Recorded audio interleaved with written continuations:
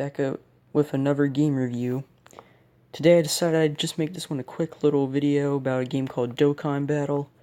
This game I don't really like either. Like most of the other games I've showcased, it's pretty bad. And this game actually right now I have a personal gripe with because I keep losing my accounts to stupid crap like this, where I'll go on, I'll start downloading, and I can't download the update, and I have plenty of space, by the way, and because of this I can't even play the game. So the background video will just be me trying to play the game and not even being able to do it, but oh well. So this game is pretty bad. Its whole gameplay mechanic is based around you getting dragon stones and doing these things called summons. And to get summons, you need to get better characters. That's what you get from the summons. And with better characters, you can make your own teams of characters. You can have Buhan, you can have Trunks, you can have Goku, all the different forms of him. You can pretty much have anyone in the Dragon Ball series. And these characters can either be good or bad, and they're based off of a ranking system. It goes R, SR, SSR, UR, LR. LR's being the best, UR's being second best. Now, the only real problem with this whole gacha kind of mechanic here is the fact that after a while, you have to either spend money or do the exact same missions over and over again and make sure you log on for your petty 1 Dragonstone a day. Not even guaranteed, by the way. Sometimes we get 0 Dragonstones. Just so you can scrape by and maybe get a better character. Because this game has a huge difficulty spike, and there's a point where you need these pay-to-win characters. You can't progress without them. But I'll digress. So the story goes like this.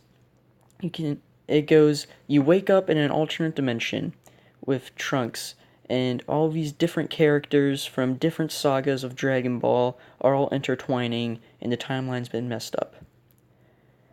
Now, that's not necessarily bad if it hasn't been repeated over and over and over again in different scenarios, though, like in Xenoverse with the Time Patrol is basically the exact same thing as this, but oh well. The only problem is that the power scaling in this game makes no sense. First, you'll be struggling against Zarbon, but you can one-shot First Form Cell. Makes sense. There's a later version of the game. There's this one mission where you fight Super Android 13, and you just toss him around like nothing, and then next chapter you get destroyed by Base Form Bardock. Excuse me? He's not even Xenoverse Bardock, like Timebreaker Bardock. Okay, that might make sense. But no, he's just normal Bardock. How does that make sense? But oh well. Now, aside from not making sense power-wise, you do the exact same thing. You move across the map with random dice-esque kind of things. It reminds me of Monopoly. You're playing Monopoly, except there's a little more action. And you fight the same people over and over and over and over again. And it's so repetitive and boring. It's literally the same thing. Move across the map and fight the Ginyu Force. Move across the map, fight the Ginyu Force. You fight the Ginyu Force. Fighting the Ginyu Force is half of the game. That's basically it. You fight the Ginyu Force for half the game, and you're fighting Nappa and Raditz for the rest of it. You'd think that after a while, eventually they'd just die. You just decide, okay, these guys are getting annoying, and you just kill them. But no, they just keep coming back, and you have to keep fighting them. And you don't even get a good reward. You get 1 Dragonstone for wasting, minutes of just this boring game. And occasionally, if you're lucky, when you complete a chapter, you might get 2 Dragonstones. That's basically it. Now, aside from the story, which is terrible, you can also play event missions. And these events can either get you characters, or you'll use them to get awakening medals to awaken characters. And in this game, when you get a character, you have to awaken him, which is just you get these certain items and you use it to get him to a different level. And at most points, you have to clear events to get him to be a new character. You can get a Super Saiyan 2 Goku GT, but then if you beat his event, then you'll get Super Saiyan 3 Goku GT by awakening that Super Saiyan 2 Goku. So, the only problem with the events is that they're impossible for new players. If you join in and if you're in your first summon, you get Super Saiyan free Bardock. Alright, yeah, good for you, bucko, but you're not going to be able to awaken him because his event's impossible for a new player.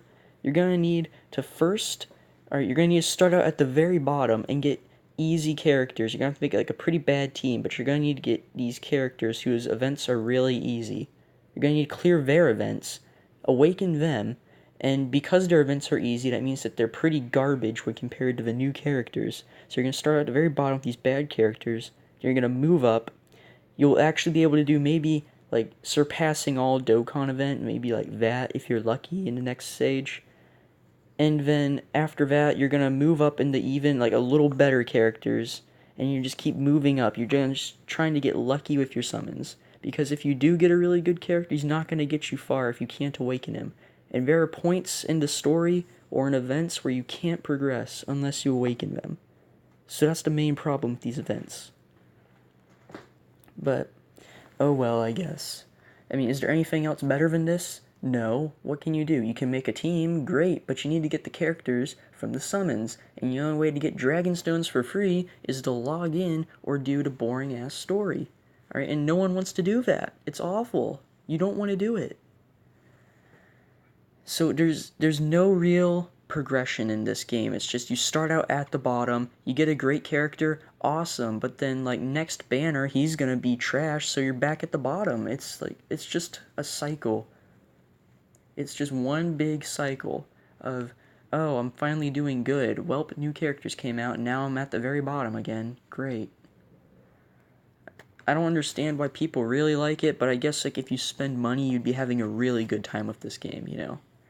These like top tier people like Rhymestyle and them that have spent hundreds of thousands of dollars on this game, yeah, they're gonna have a great time. They're having a real blast. Alright? But if you're trying to jump into this game and play it when you're on the toilet, you can't do that because you're just gonna get smashed every time. Literally every time. But oh well. So that'll do it for this review. I'm gonna score this out of 8, and I give it a 8 out of 8. No hate, just appreciate. Alright, have a good day.